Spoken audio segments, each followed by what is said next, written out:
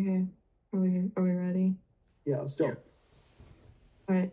Hi everybody. This is Fretz, Grace, Jonah, and me, Daniela, and we're presenting our Business 1750 Scenario 220 After Action Review. Okay. What is an AAR? So an AAR is a debriefing method used by companies to reflect on a given assignment or project. It goes through a model of what was supposed to happen and what actually happened, and there's benefits and negatives to it. Benefits would be there's improved efficiency and improved teamwork, and then the negatives would be that it's costly and time consuming. Okay. So the goals would be understanding and reflecting on what was supposed to happen, or like what we planned on happening in the scenario, and then what actually did happen in the scenario, why there was a difference, and what we can learn from it going forward. Okay.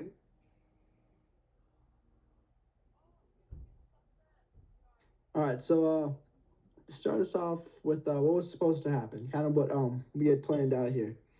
And so resources, we used Jonah's spreadsheet, mainly just because I had the highest EBT just in the planning phase. I thought was kind of just we got the highest EBT in the spreadsheet. Let's use that to kind of give a base on what we're going to do in the simulation itself. And so just to go through some things here. So Taj Mahal here, our kind of thought process was we didn't change the price at all. We kind of kept it similar or the same throughout the full year. And then production, we just wanted to produce enough Taj that we always had stock. We weren't losing sales with people trying to buy Taj Mahal, but us not having it. But we also didn't want to have a ton of ending inventory where now we're producing a lot of Taj, no one's buying it, and we're kind of taking away from what we can produce from someone like Alley Cat that sells a lot more. So as we see here, Alley Cat, we kept the price relatively similar throughout the simulation.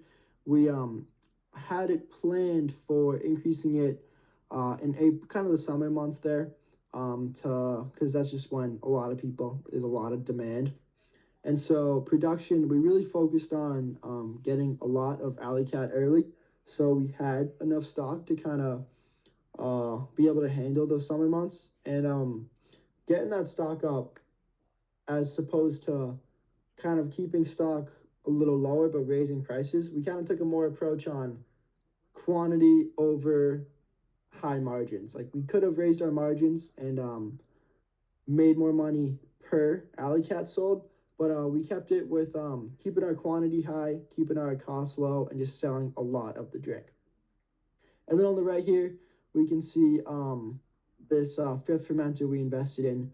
And so after a month, after April, we had this fifth fermenter, and that really helped us out with just keeping up on that Alley Cat, allowing us to make a lot of the beer, and overall just producing a lot more product than we had in the earlier simulations.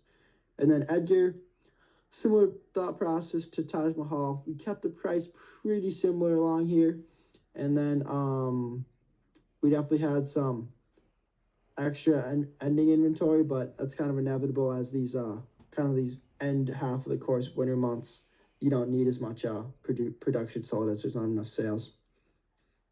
And then kind of over analysis of it, our EBT was that we had planned for on the spreadsheet was $247,063.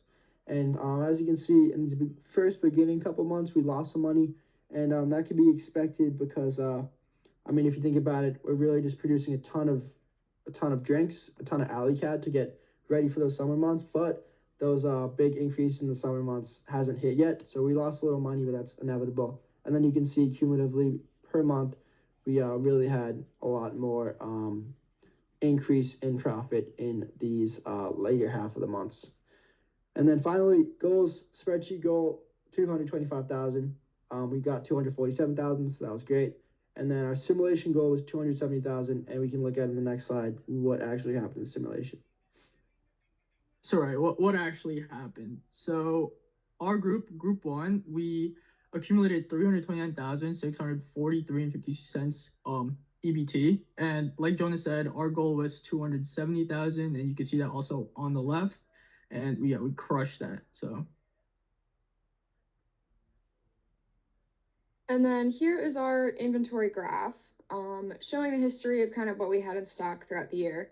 So as you can see, we collected a lot of Alley Cat at the beginning of the year just to prepare for the summer months, since that is our top seller. And we didn't want to stock out of that. So we mainly focused on just kind of producing a lot more of that before the summer months hit. And then the other two, Edgar and Taj, stayed pretty consistent throughout the entire year. I think our productions were the same every time for those. So the data from our spreadsheet shows that at the end of May, we had an inventory of about 10,000. And as you can see on the graph here, we only had about 5,000 at the end of May. So that kind of just shows, like, even when we, follow the spreadsheet as closely as possible, like, it is different during the actual simulation. Yeah. All right, so here are the stats. This is our financial statements. Includes our income statement, gross profit, expenses, and then our balance sheets. I've stated already our income statement was around 330K. And our gross profit was 870, pretty much 871,000. We also had expenses. That includes the fermenter that we bought like later in the months. That's why our expenses are kind of high. And then we also have lost sales, which was just due to production gaps. That's with Taj Mahal. So we lost 138 on that. And then, so what we learned, like I said, we had production gaps with Alley Cat and Taj, and that's where we lost briefly in August. And we also produced an excess of Alley Cat, which is more than what we needed during August, and that caused us to also lose cash like throughout the simulation nearing the end. And something else we like learned is always have something in the queue. So if we have production gaps, which is what's created, if we have nothing in the queue, we're gonna lose money throughout the simulation. And then why was there a difference? So the main thing was sales. They were much higher than what we planned, which is a great thing. We couldn't see the exact data given from Scrimmage Sim, just kind of an estimate of what it was. But yeah, that showed it was mainly a lot higher. The main reason for that was because of the loans. We went into this scenario not knowing that we were going to have the option to pay off these loans, which helped us increase our sales quite a lot. And what we did is we paid them off mainly at the beginning of the year, so that way once we got to the end of the year, they were completely paid off. And so that's why you can see there's a big increase kind of towards the end of the year, is that's when we were done paying off our loans. So that's probably the part that made the biggest difference for us. Yeah, and just to piggyback off what Grace is saying here, the loans, I remember during the simulation, Danielle was mostly in charge of the loans, and we were looking at what had the highest interest rate, because and that's kind of what we wanted. We decided to pay off just because that was costing us the most money. All right. So the facts of the simulation and everything is we had to use a fifth fermenter. We also started with loans that we did not take out, and we had to periodically pay off, or you didn't really have to, but if you didn't, it would cost you in the end. The first screenshot is the loan options that we had. It was land, it was building in improvements, and then machinery, plant, and equipment. And we had, I'm pretty sure we had the first three, or the first two at least. And then we had the option to take out loans for land and like building and improvements and machinery. We chose to pay off the current loans, like periodically, like I said, like probably around 1,000 or 2,000 like per month. And then that ended up helping us in the long run. And then yeah, so that's how that went with the loans. And I think that not taking out loans definitely helped us.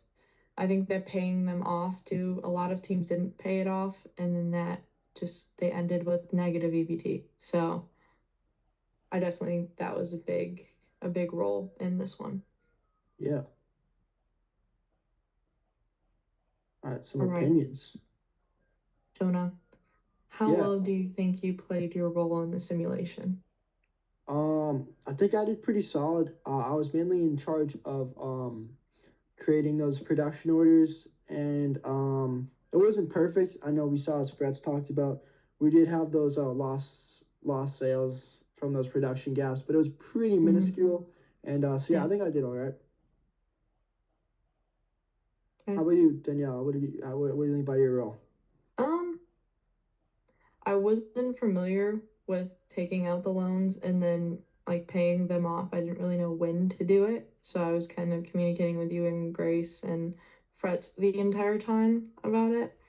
And I think I did well with that, at least with paying off one of them that was really important for like a couple months, and it ended up helping us.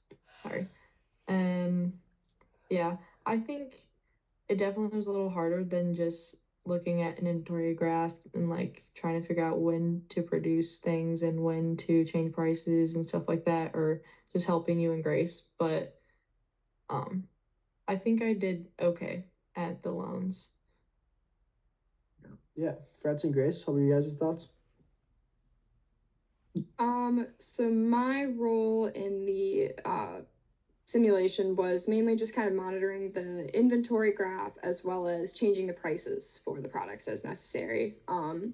So pretty straightforward. Obviously, there was a production gap that got missed. But other than that, I mean, my roles were mainly played by everyone as, you know, I took input from the whole team when I was changing prices. But yeah, I think overall it went pretty well. Yeah, I also think it went pretty well. I mean, comparing to the other simulations, we had more factors and like liabilities in this simulation. Obviously, we had like the loans, so land and the machinery equipment.